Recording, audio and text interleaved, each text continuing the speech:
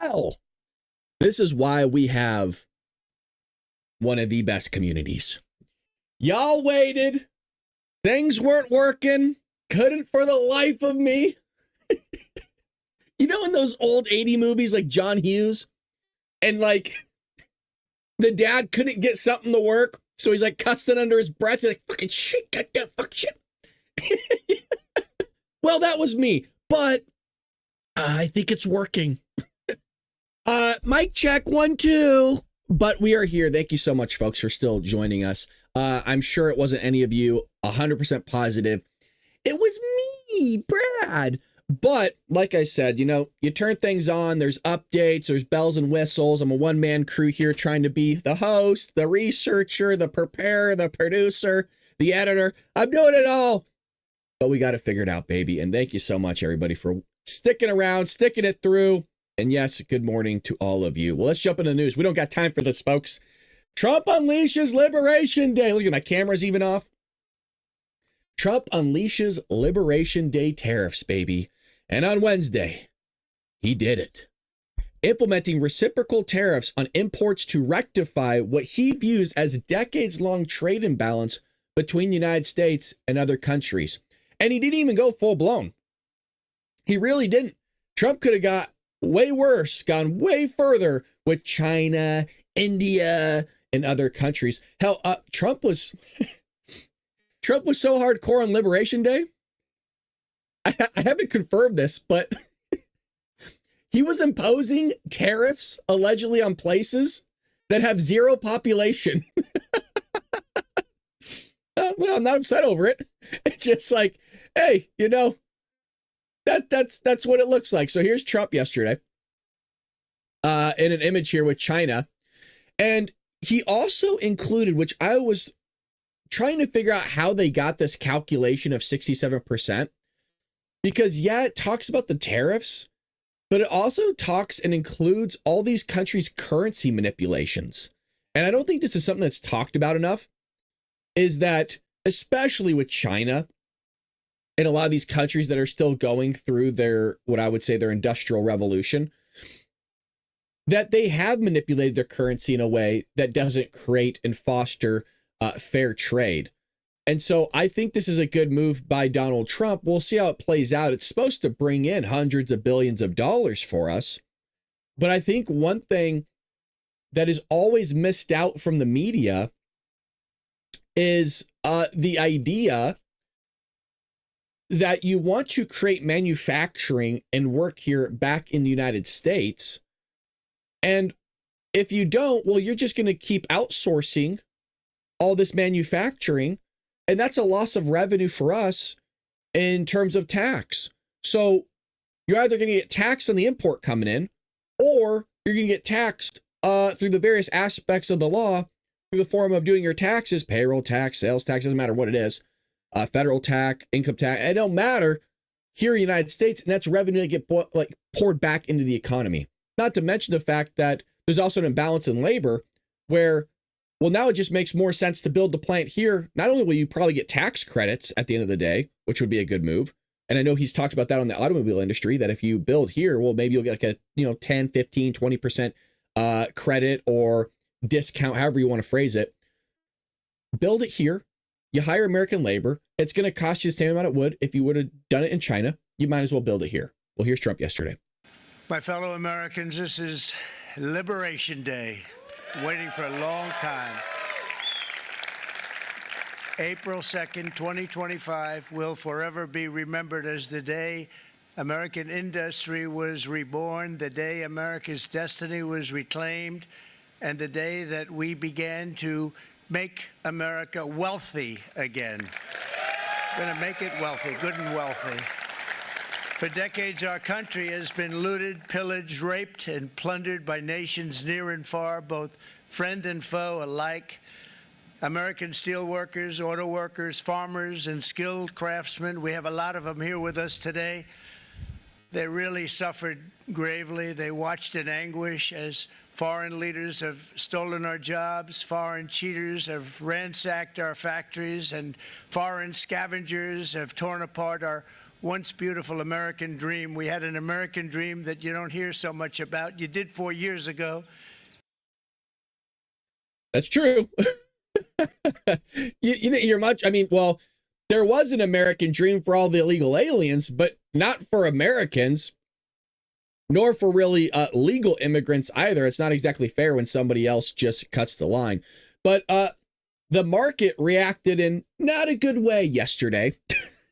It has plummeted now 300 points. Let's hope it rebounds. We expect in the long term it to rebound.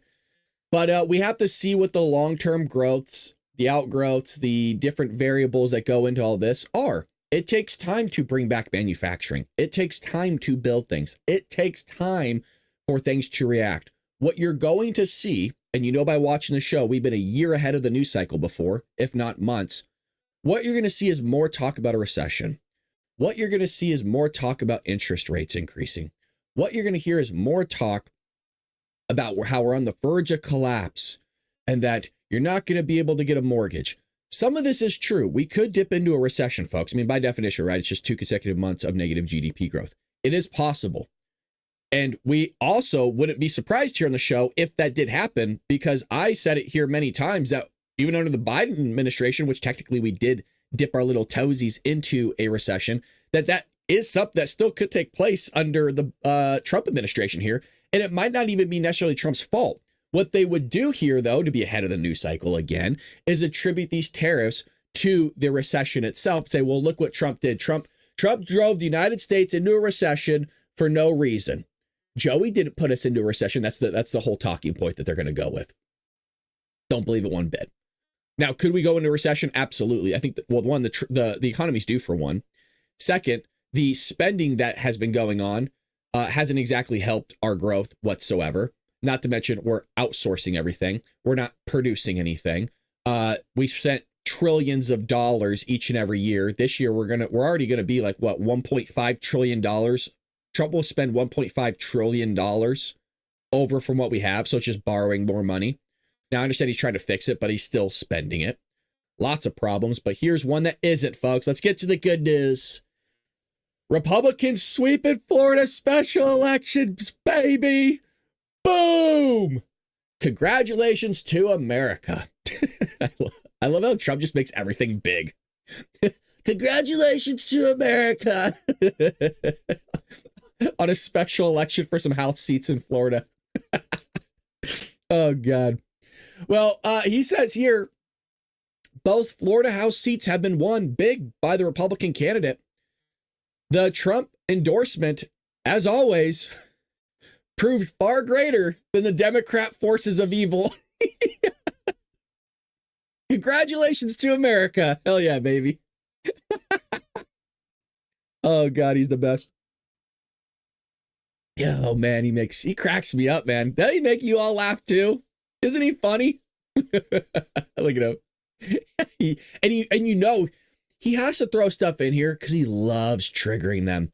The Trump derangement syndrome just gets them all riled up and they can't sleep. Oh, God. So you got Republican state Randy Fine is projected to win the congressional election there in Florida. You also have him defeating Josh Weil, doesn't matter, who cares, he's a no-namer, 54-46 over there. So good on Florida, huh? Well, Florida used to be a rough area for elections. We all remember that one. Al Gore, Bush, Florida couldn't get their shit together. Well, it seems like now Florida's pretty red. Pretty. Florida's like the new Texas, man. I mean, look what happened to Texas. Now, granted, it's a little bit of California's fault for sending everybody over there. I didn't send them over there. They don't want to shit and sleep in the same bed. Democrats want to vote for crazy policies, and then their minds are blown. I live here. Trust me, I've seen it. Their minds are blown when they go, why is everybody stealing everything? I don't know, maybe you put in Prop 47, you idiot. Maybe that's what you voted for. God, man, there's illegals just running rampant everywhere. Well, you're allowing it to happen. You wanted to be a right to shelter state, city. God, there's so much homeless. Yeah, you wanted that to happen too. God, taxes are so high. Taxes just increased in LA County, by the way. Taxes just increased for us more on a local level. Not to mention a state level too. God, taxes are so high. Yeah, you voted for that too. It's like that, they don't understand. It's the fucking craziest shit I've ever seen. Craziest stuff I've ever seen. Speaking of crazy, we won the Florida elections, the special elections. And do you think Democrats are going to just let us get away with that? Or do you think they're going to try to spin it? Do you think they're going to try to manipulate it into their cog wheel, gross ass, weird, twisted thinking? Well, they're spinning it. And leave it up to anchor Jake Tapper quickly to spin the margin of victory. Oh, it wasn't that great, was it? It wasn't really that much of a margin. The Democrats are making a comeback. And I got the clip. Don't worry.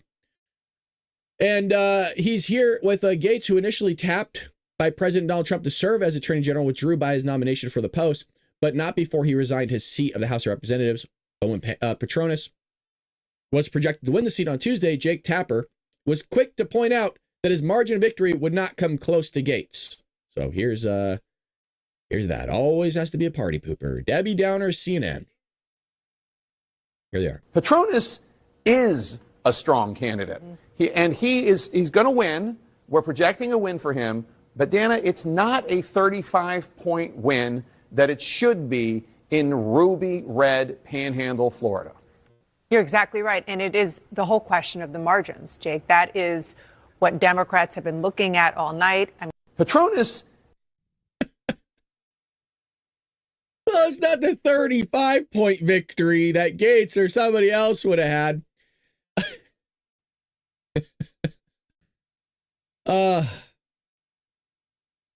Debbie Downers over there. They just don't like that. We're winning. So much winning.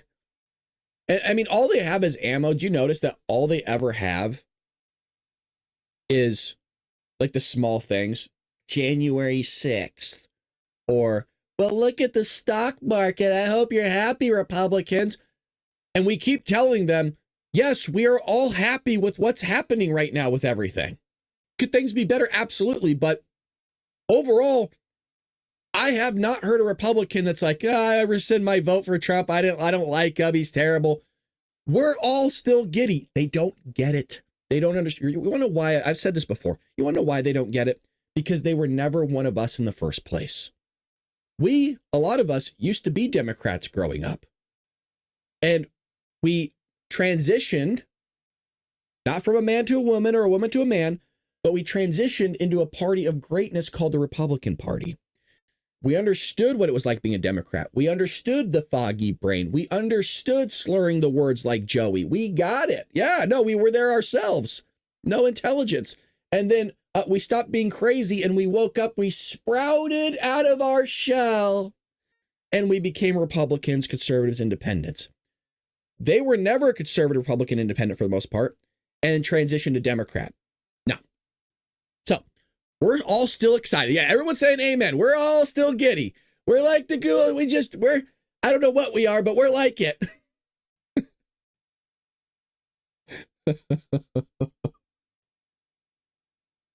Hit that like button, folks. If you're having a good time, actually, I should do it too. I don't know why I didn't hit the like button. What are you doing, Brad? Wake up. Wake up. Now, the world is reacting to Donald Trump's tariffs. It's like this. You got a kid, and the kid's been acting okay for a while. Okay, they're bratty every now and then, but they're okay. And you've been giving them a lot of money to go shopping, to get groceries, maybe getting Starbucks every day, which is a waste of money, by the way. You've just been pouring money out to them. They don't have to do shit for it, by the way. They're not doing chores. They're not doing anything. They're not cleaning the house, taking out the garbage, mowing the lawn, cleaning the dog, washing the car, nothing like that. You're just giving them money. What happens when you cut the money off? What happens when you don't give them the moolah? Or you say, you're going to have to do something for it. I'm not just going to give it to you just like a handout anymore. Well, as you could imagine, they're going to get all bratty, right? They're going to get all sassy with you. They're going to give you that teenage drama. It's a teenage dirtbag, baby. Well, that's exactly how a lot of these countries are acting. That's exactly how they're treating Donald Trump and the American people right now. They're being brats. They're being brats. Canada's Prime Minister Carney vows to fight Trump's tariffs over world leaders weigh impact. Now, it's a really rough, Fox. You got to clean that up. That's crap. You got to clean up that title. That's terrible. Canadian Prime Minister Mark Carney on Wednesday evening vowed to fight the new round of tariffs announced by President Donald Trump. There is no realm in which Canada should be even using the word fight. You guys can't even fight your own wars if you were to get into one. You can't fight yourselves. You couldn't be like Jim Carrey and Liar Liar, even kick your own ass. It ain't happening. So stop using the word, Carney. Again, I don't know what it is with that country, thinking that they're tough, they're huge, they're big, but they're not. You're just a little ant. President Trump has just announced a series of measures that are going to fundamentally change the international trading system. Gee, do you mean like how China? See, Trump did things the right way. Do you mean how China and other countries are manipulating their currency, Carney? Is that what you mean by fundamentally changing international trade? What do you mean? Do you mean how Iran is utilizing Hamas to go after merchant vessels in different areas of the Red Sea, and other shipping lanes, so that now we have to go all the way around, which is more expensive for everybody? Do you mean that affecting international trade? Because that is. But we don't want to talk about that, huh? Because you're just going to fight. Oh yeah, whatever the fuck that means. I'm going to fight somebody. It says here. Where the hell was I? Carney told reporters following Trump's Rose Garden announcement, we're in a situation where there's going to be an impact on the U.S. economy, which will build with time. Yes. In our judgment, it will be negative on the U.S. economy that will have an impact on us, he said, adding, yeah, it will have a negative impact for a short time, but we're able to stabilize. The question is, are you able to stabilize your economy, Canada? That's the question, because you are a small little thorn in our ass. We don't need you. But you do 75% of your trade with us. You need us. And if you think that it's wise to go somewhere else to like China or India or Vietnam for that, well, you can look back on history as a gander of seeing how that happened and worked out. But you can also look back at what happened when Germany and the European Union wanted to get their gas from Russia. Yeah, they wanted to get their energy from Russia. That worked out real well. You need us on that wall. You want us on that wall. In a crisis, it's important to come together, Carney said. It's essential to act with purpose and with force, and that's what we will do. Canada's he's acting like they're a superpower, man. Am I the only one that's seen this? The guy's coming out as if like he has all the cards. Like, we're going to come out with force. We're going to fight these guys. We're going to kick their ass.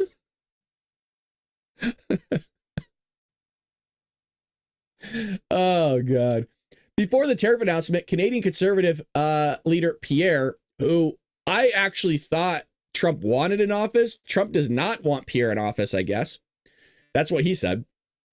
Said at an election campaign event on Wednesday that he supports targeted reciprocal tariffs on American goods. And if his party wins the general election on April 28th and he becomes prime minister, he would like to sit down with President Donald Trump and create a new trade deal, replacing the United States-Mexico-Canada agreement. Pierre is great, by the way. Pierre is great.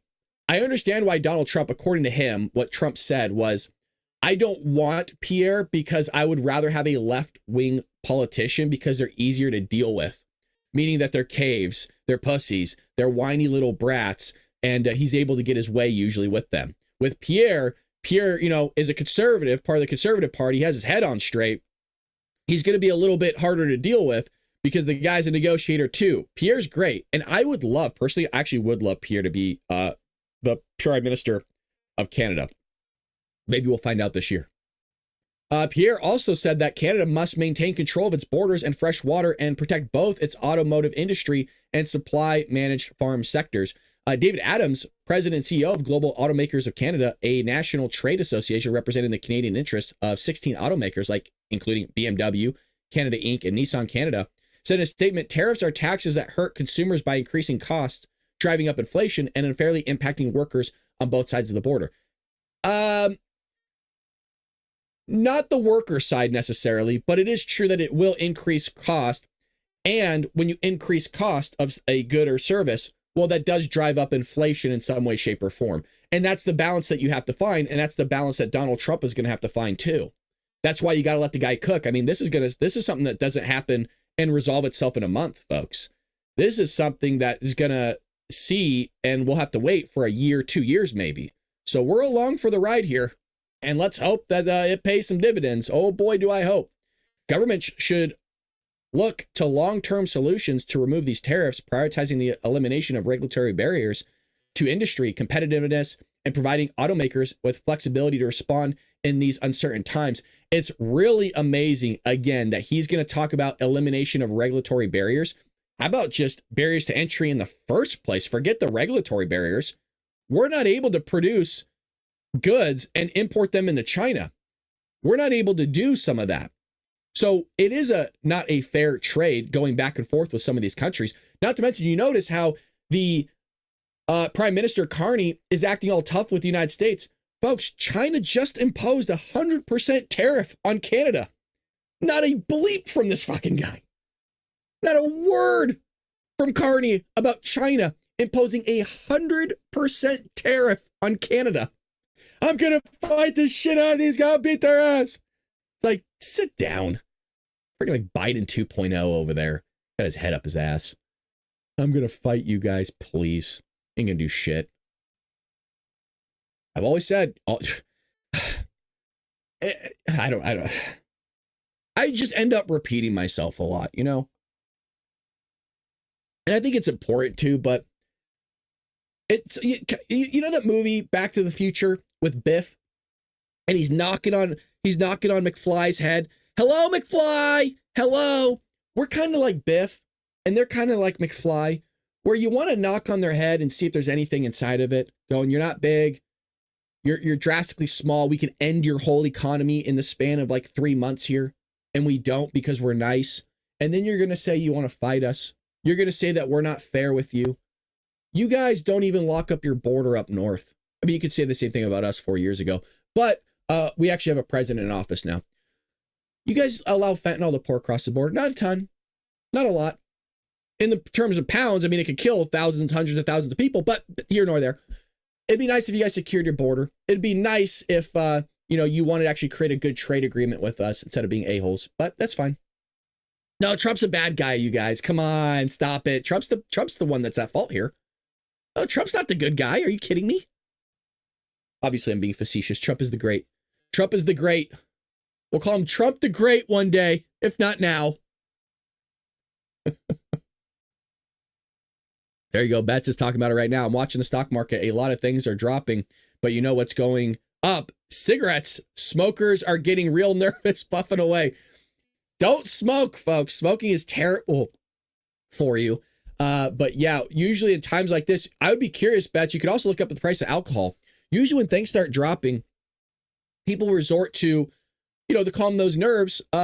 So you might see like CBD going up. You might see like, you might not see this in the market itself, but like marijuana, alcohol, you'll see that in the market. And then, like you said, cigarettes, potentially, usually kind of those syntaxful things. So not good. Not good, but we will see. The hope is that it rebounds. Remember, the market is very reactionary. And I think again, this is Trump's actual fault. And we might as well talk about this right now. We'll get into some other stuff here in a moment. Is Trump's communication team really has to do better. If I had one thing to really beat up on Trump for right now, for sure, not just the fact of the illegal aliens are being deported in the numbers that I would like, they need to be way higher, like almost 10 times higher. And that's not a joke. I'm being dead serious. Not kidding. Dead serious, man. I'm corn pop. You got to get people out of here, the criminals. You deporting 1,000 people a week ain't shit to me. You should be doing 9,000 to 10,000 a day.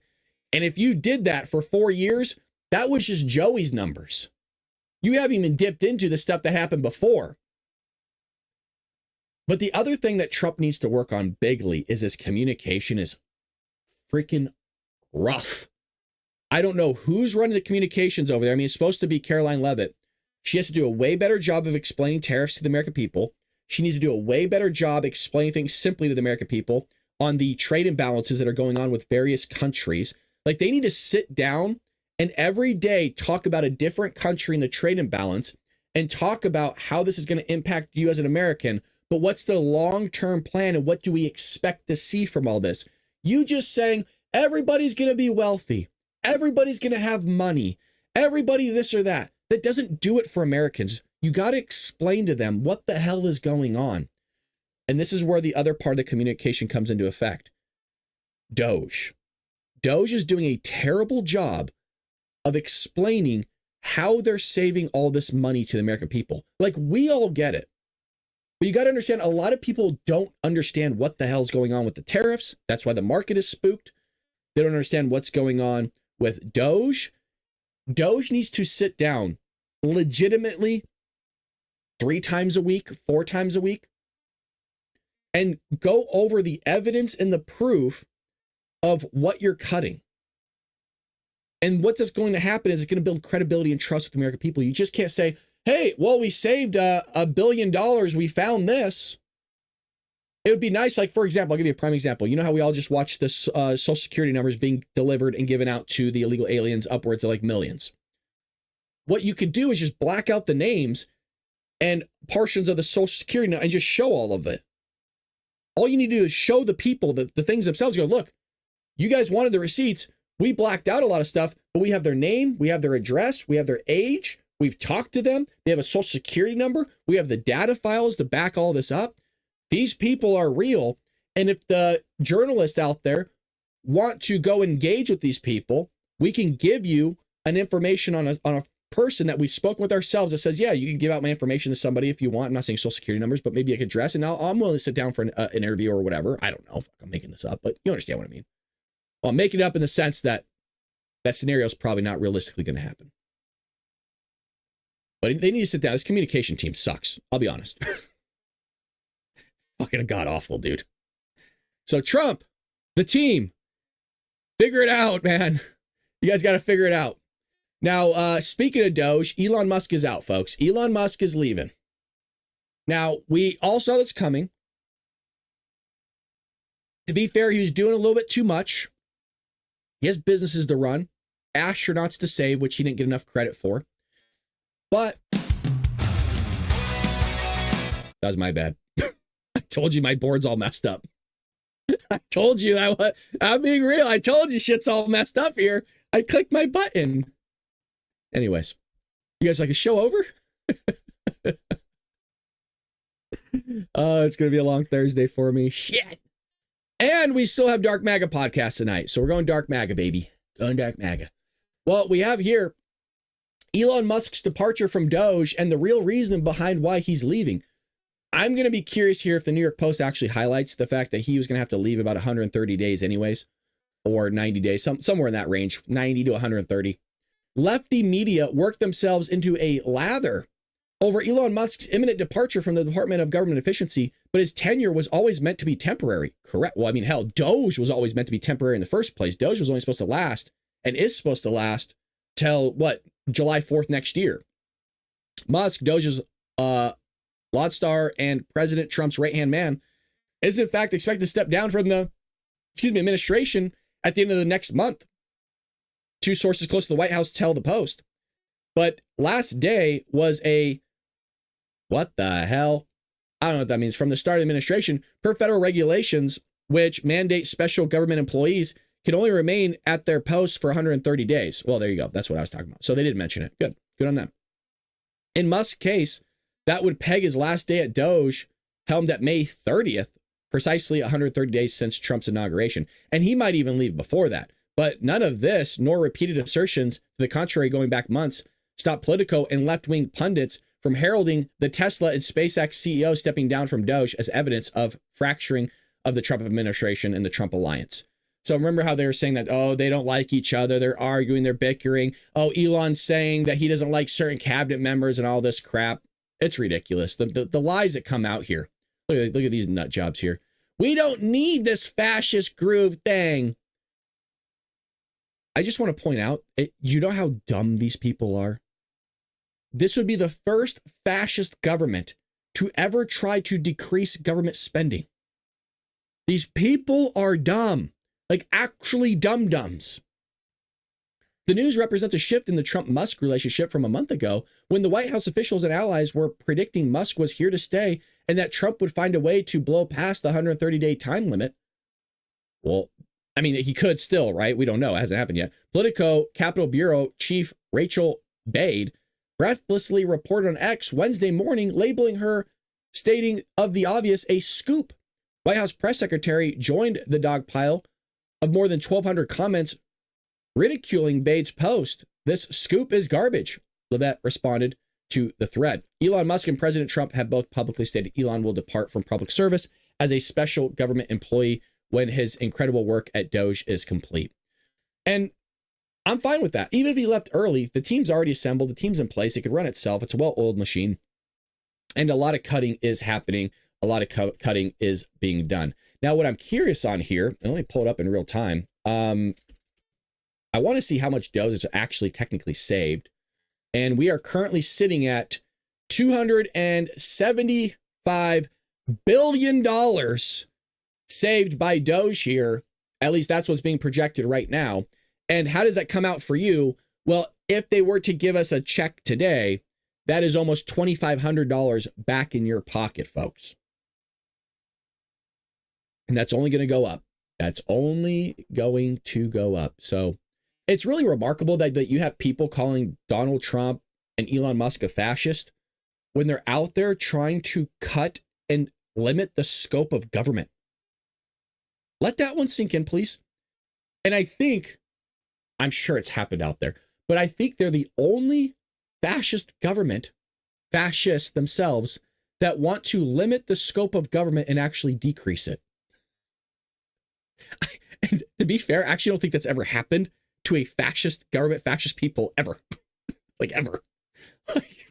We want less power in government. We want less spending. And we want you, the people, to have more power. Boy, that sounds real fascist, doesn't it? People are idiots, man. I'm telling you, they're roaming around, breathing the same air, eating the same food. Fucking dude.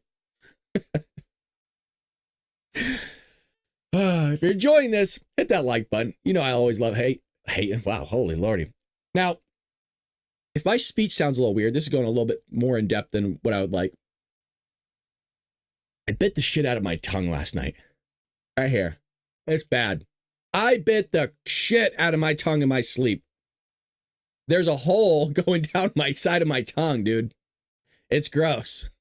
So if you see me sound like this a little bit and try to say words, it's because my tongue is killing me. So not only is my shit all messed up, I bit through my tongue last night in my sleep. Now I sound like a crazy, right? Donald Trump's a fascist.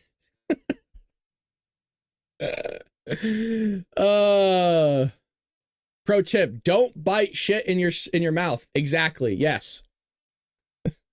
But it hurts like a mother, you know. All right. Well, you got Martha McCallum here blasting Democrats for ignoring waste and fraud. Can't just put your fingers in your ear, which is true. So here she is on Fox talking about this. Let's roll it.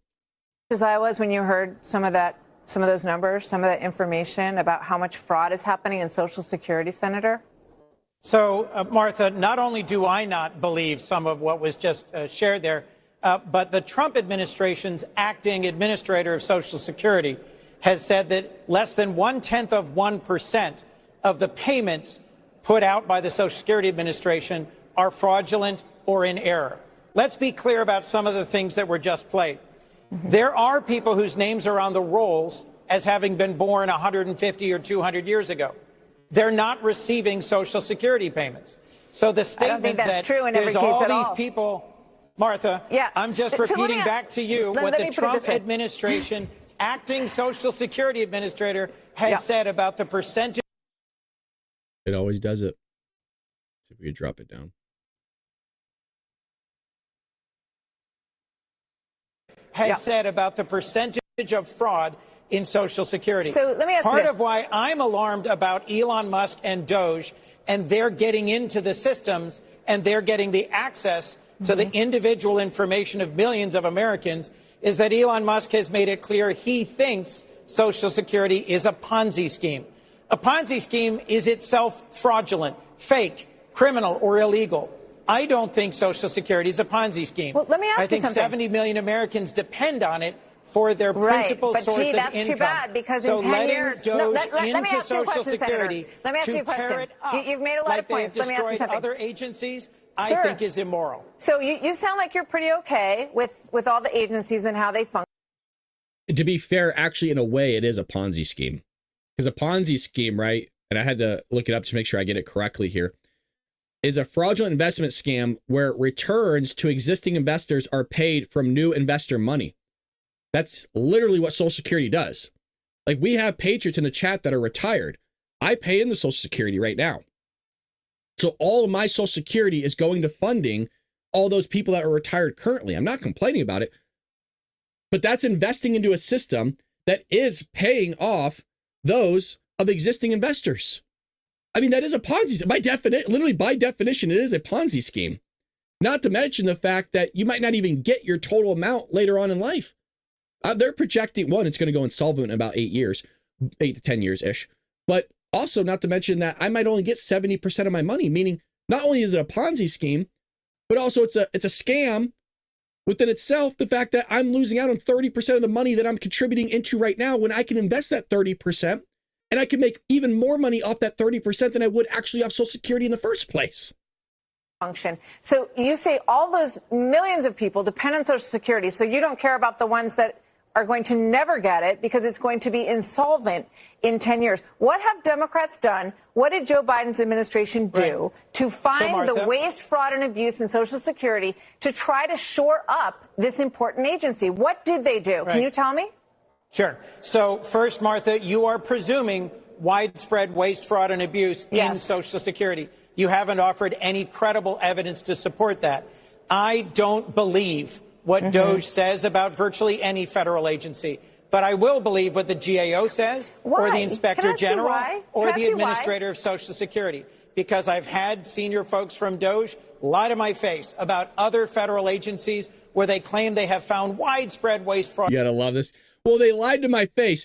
You mean like how you've been doing to all of us? And abuse, where previous audits did not find that waste, fraud, and abuse. You know, and this administration, Martha, fired. Oh, they're lying because somebody else didn't find it. The same people that are the bureaucrats, the unelected officials didn't find it. Yeah. You couldn't pass a fucking audit, dude. For 6. The Pentagon couldn't pass 6 consecutive audits. The government can't pass an audit. You think I'm going to believe anything that you say when you've been lying to us forever? Illegal immigrants aren't getting Social Security numbers, and we're all screaming in the microphones. Yes, they are. I've done taxes for them. I've sat across from illegal immigrants and actually done their taxes through the VITA system. I've done it. Hey, how'd you get this? They'll use like an I-10 card or sometimes an actual Social Security card. And, they're always looking over their shoulder because they're afraid. They see a white guy. They think they're going to call ICE on them or something. This is when I was like a college student working for the IRS. And give me a break. Give me a break. Come on, man. Liar. By the way, I have more of a hairline than this guy. I just want to call that out. Shout out to me. The Inspector General of USAID when he filed complaints about the waste of huge amounts of food aid left rotting on docks. Let me ask you Rather than dealing with that fraud, they fired him. I'm amazed by, so you're saying that I'm assuming that there's waste, fraud, and abuse. And I think it's equally surprising that you are assuming that the government is functioning in an efficient way. When we all That's not know, what I said. That's not what I said. Well, then what has... Martha, there are inspector generals in every single agency that are there to find waste, fraud, and abuse. They've done a fantastic bang-up job. I mean, when you look at the number... And to start the administration by firing all of them does not suggest a deep interest in listening to these career nonpartisan inspectors general about waste. No, you can't just put your fingers in your ear and go, blah, blah, blah. It's not happening. We all know that's not at all what I'm doing, Martha. Yeah, you are. You're a sleazy scumbag, dude. That's exactly what you're doing. You have been doing it. Your entire party's been doing it. Quite frankly, so has the Republican Party. All the politicians have been putting their fingers in the ear. They're turning a blind eye to all this wasteful spending. I would be floored. I actually would be in shock if it was a conservative, even a Republican or independent, that thought, you know what, let's send $59 million in terms of condoms to Mozambique. Yeah, if it was a conservative Republican doing that, I'd be pretty damn shocked. I'd also be shocked if it was a conservative Republican or independent that was in favor of all the stuff and money going to Planned Parenthood and that money going off in other places. Like all this money laundering, the transing of dolphins, right? I made that part up, but the transing of mice. You think that was a conservative Republican that want to implement that waste? All the climate change money, which has been a lot of it, by the way, majority of it has been for climate change. You think that's a conservative Republican? Don't give me who was that guy? Who was that idiot? I don't even know his name. Is that Chris Coon? Who the hell is this guy? It is Chris Coon. Holy Lord. Guy's an idiot. We'll cover that more during Dark MAGA tonight, because I want to slap that guy around so bad. If you're not a part of Dark MAGA, it is for premium members only up until 5 hours. Once we hit for 5 hours threshold, baby, then we open it up to everybody else and we get groovy. We get groovy. So be on the lookout. When you see Dark MAGA, don't assume that you can't come in. Just look for that premium sign. If the premium sign's not in there and you want to come in, come hang out with us. I'll let you guys know ahead of time too when you can drop on in. You also have Biden coming back. Biden news is coming out of the crypt. I don't know. Did you guys see there was a hold on, let me get this for you. I don't know if you guys saw this. This was breaking yesterday. Somebody caught Biden yesterday and they caught a picture of him. And it was the craziest thing ever. But here's Biden for you. Somebody got Biden. Yeah. Somebody got a good glimpse. That was him after he was done tanning on the beaches of Delaware just last week, just the other day. Unbelievable. He's looking great. Joe is looking better than ever, believe it or not. So now, rightfully so, some people mistaken him for Bernie Sanders. But no, we got Joe yesterday. Now, Joe's back in the news. Ex-Biden aide says former president was fatigued, befuddled. I knew you guys would like that one. Yeah, nice tan. And disengaged prior to June debate in their book. I know none of this is news, but it's news in the sense that Joe Biden's back in the news. So former White House Chief of Staff Ron Klain revealed that former President Joe Biden was fatigued, befuddled, and disengaged before his debate with President Donald Trump in his new book. Quote, at his first meeting with Biden in Aspen Lodge, the president's cabin, he was startled. He never seen him so exhausted and out of it.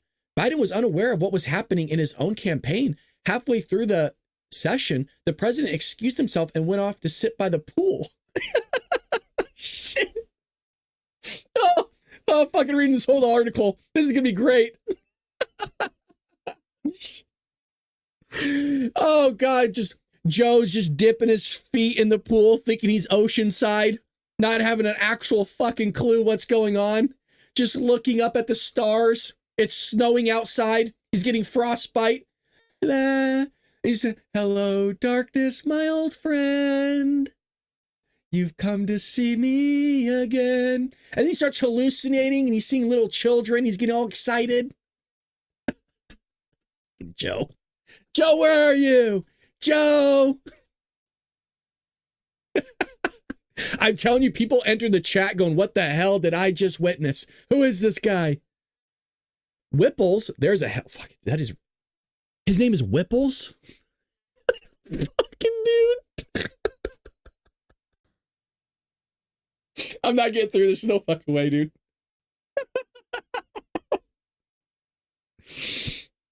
Brad, get your shit together. It sounds like a children's book. Whipple's new book. Okay.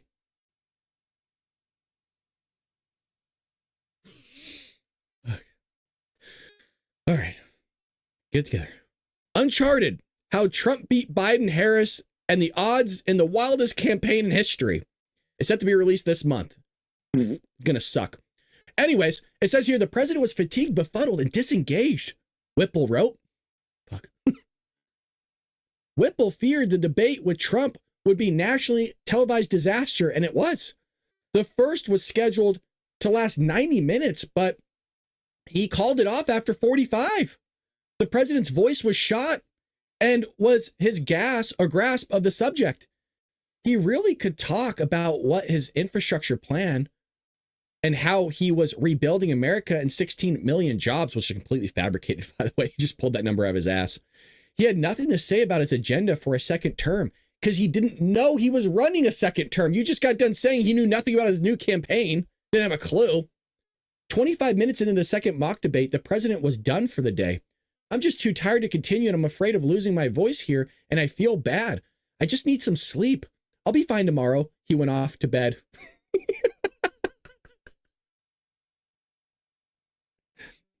Everything that I was joking about, a satire for years, was true. I'm just going to go sleepy now. That's why I always said he spent more vacation time than any president in modern, actually in United States history. That's not factoring in his sleep. Joey was probably legitimately president for, and I'm gonna be gracious here, 7. He was probably sleeping. Let's add 20 to that. He was probably president 35% of the time. And that's me leaving out his cognitive dysfunction. Okay. So we're looking at upwards of 10, 15, maybe. And that's being freaking generous. The question is then who was steering the ship? I have fresh reporting on an hour-by-hour, day-by-day basis of Biden's final days. And obviously his decline is a major part of the story. Well, where was this story when he was president? And then we're supposed to take Democrats serious now and all this stuff? Like we're supposed to listen to them about anything after they got done voting in a guy that was brain dead? Give me a break. I'm gonna listen to shit you say. I happen to think that to call it a cover-up is simplistic. Correct.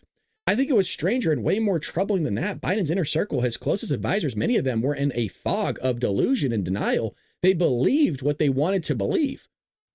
No, I don't think they were in denial or delusion. I think they knew what was happening and they were covering it up on a scale that was criminal, in my opinion. Whipple's book is one of several coming out this year about the 2024 campaign, one of the most chaotic and unpredictable election seasons in recent history. There's The Hill's Amy Parnes and NBC News' Jonathan Allen also have a book about the campaign and what led up to the former president dropping out of the race. I'm still not so sure that he actually dropped out on his own accord. I'm still not sure. Why did they auto pen that one? Find it a little odd. It wasn't on White House paper. It was just on some random crap that he had. Not exactly sure. Now, I have a lot more news to cover, folks, up here at the top. So what I'm thinking is, let's do Dark MAGA open to everybody tonight. I got a lot more news to cover. So everybody, we will be coming back here at 4 p.m. Pacific Standard Time for Dark MAGA. It's open to everybody, baby. We're going to get wild. It's on Rumble only. So if you don't know my Rumble link, follow me over there because I want everybody on YouTube to go over to Rumble this evening and hang out with us. We put on the hat. And I'm telling you guys, the chat's different. It's a different show. It's spicier. There's, just a heads up, there's cussing. So have your headphones in for the kids. We're going to get down. We're going to get crazy because I got a lot more to cover, plus some more. So, and you can see we're going to get into her a little bit. That's what she said. And we're going to have some fun tonight. So hang out with me, 4 p.m. Pacific Standard Time this evening. And it's going to be open to everybody. So come hang out, please. So some of you who don't have Rumble Premium, hang out with Daddy. I don't know why I said that, but I love you guys. Thank you so much. And by the way, again, thank you for your patience and just your kindness you always show me. It's nice knowing that even if we're going to start a little bit later, that there'll still be the Patriots waiting for the show. And that means a lot to me. I try my best here, and sometimes things don't go your way and you just got to kind of roll with the punches. So we'll be back here this evening, folks, for Dark MAGA. There you have it, 4 p.m. Pacific Standard Time. If I'm late, it will be due to work, but I don't think I will be. I got everything in order to be back here again. So with that being said, I'll see you in a few hours, folks, here on the Bull Brad channel. Take care, Patriots.